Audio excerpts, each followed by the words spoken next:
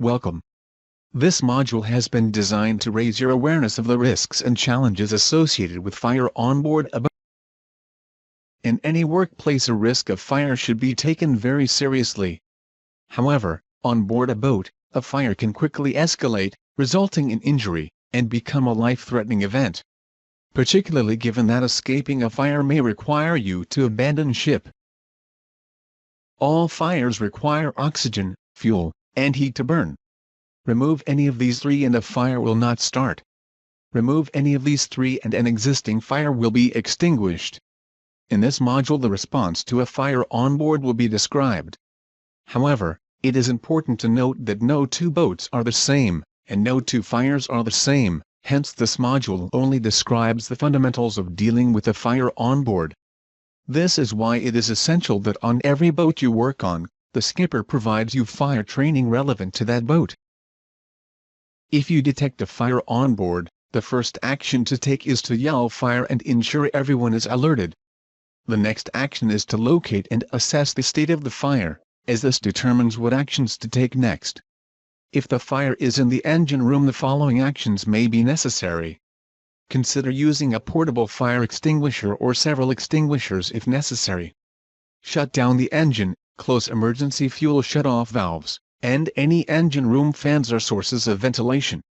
Other engine room machinery such as generators may also need to be shut down as well as their fuel supply. Use the deck wash or fire hose if necessary and activate bilge pumps. As the fire is being fought, it is important to continually reassess the situation.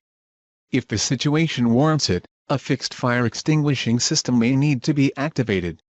The engine room should first be cleared of all individuals and all sources of ventilation to the engine room shut off, including the main hatch. A radio call to other boats in the vicinity, or a pan-pan call, is an important step at this time.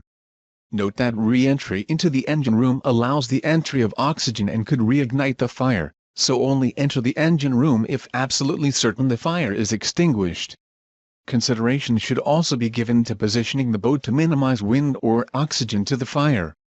Anchoring the boat can fan flames toward the stern, hamper the forward movement of the fire, reduce smoke inhalation, and/or increase time available to abandon ship. If the fire is in the wheelhouse, galley, or accommodation, the first step is to again yell fire and alert all individuals. A portable extinguisher close by should be used, or a fire blanket if available and necessary. Electricity and gas to the space on fire should also be shut off. Use the deck wash or fire hose if necessary, although as electrocution is a risk, this should be done only if the electricity has been switched off.